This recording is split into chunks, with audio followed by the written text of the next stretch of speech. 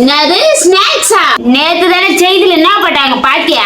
Snacks எல்லாம் வாங்கி தர மாட்டேன். ஆமாம்மா, ஒரு பொண்ணு செய்தில ஆஸ்பத்திரின்னு நான் பார்த்தேம்மா. அம்மா, கடை பொருள்லாம் எதுவுமே வாங்கி தரேம்மா. வீட்டில் என்ன செஞ்சுட்டாம்மா. வீட்ல எதுனா செஞ்சு தருவா? ஆமா, கடை பொருள் எதுவும் சாப்பிடலான்ட்டோம். சரிம்மா இரு, வீட்டுல எதனா இருக்கும் அதை வச்சு உனக்கு ஒரு ரெசிபி செஞ்சு தரேன். ஏய் அம்மா, வீட்ல எல்லாம் செஞ்சுட்டா போறேன். சரிம்மா. சென்னை அம்மா, வீட்ல எல்லாம் செஞ்சுட்டா போறேன்டா. எங்க பாப்பா வந்து வீட்டுல எதனா செஞ்சு தரமான்னாங்க. இந்த தேங்காய் வச்சு ஒரு ரெசிபி செய்ய போறோம், வாங்க போய் பார்க்கலாம். வந்து உடச்சிட்டு சீவிக்கணும். முதல்ல அதை செய்யலாம். ஃபர்ஸ்ட்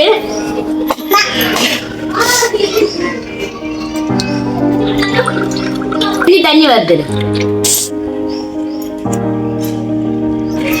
தேங்காய் இழைச்சிதான் இருக்குது. இது உடச்சி தண்ணி எடுத்துக்கணும். இப்ப சீவிக்கலாம்.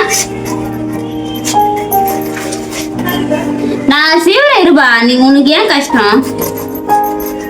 தேங்காய் சீவிட்டோம். இப்ப நம்ம இதை போய் செய்யலாம், வாங்க போய் பார்க்கலாம். இப்ப வந்து ரெசிபி செய்யலாம். அதுக்கு தேவையான பொருட்கள் மைதா மாவு, சர்க்கரை, தேங்காய், தண்ணி. இது 3 வச்சுதான் இப்ப செய்ய போறோம், பார்க்கலாம். இப்ப தண்ணி ஊத்தலாம். அது ஒரு தேங்காய் தான், அதனால தண்ணி போதும். தண்ணி நல்லா கொதிச்சு ஃப்ரெண்ட்ஸ். இப்ப வந்து ஃபர்ஸ்ட் சர்க்கரை போடலாம். தேங்காய் கொஞ்சமா தான் இருக்கு, அதனால சர்க்கரையும் தேவையான அளவு போட்டுக்கலாம். அதிகமா போட்டா கூட நல்லா இருக்கும், ஆனா இருமல் வரும். தேவையான அளவு போட்டுங்க. இனிப்பு பொறுத்து. எங்க பாப்பாவுக்கு வந்து இருமல் அதிகமா இருக்குது, அதனால நான் கம்மியா போடுறேன். தண்ணி நல்லா கொதிச்சு இப்ப மைதா மாவு போட்டுக்கலாம். மைதா மாவு போட்டுக்கினே கிண்டணும், இல்லைன்னா கட்டிடும். கரெக்டான பதத்துல வந்துச்சு. இப்ப நம்ம தேங்காய் போடணும். தேங்காய் வந்து கொஞ்சம் தான்.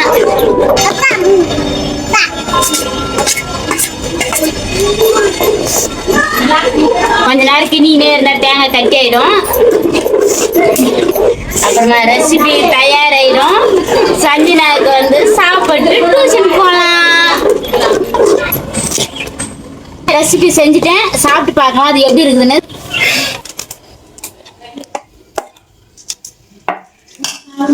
சஞ்சு, என்னம்மா சாப்பிடுமா? இன்னும் சரி, உட்காந்து சாப்பிடு. நீ அக்காவும் சாப்பிடுங்க. சஞ்சு, நீ கூட வந்து உட்காந்து சாப்பிடுமா. சரிம்மா.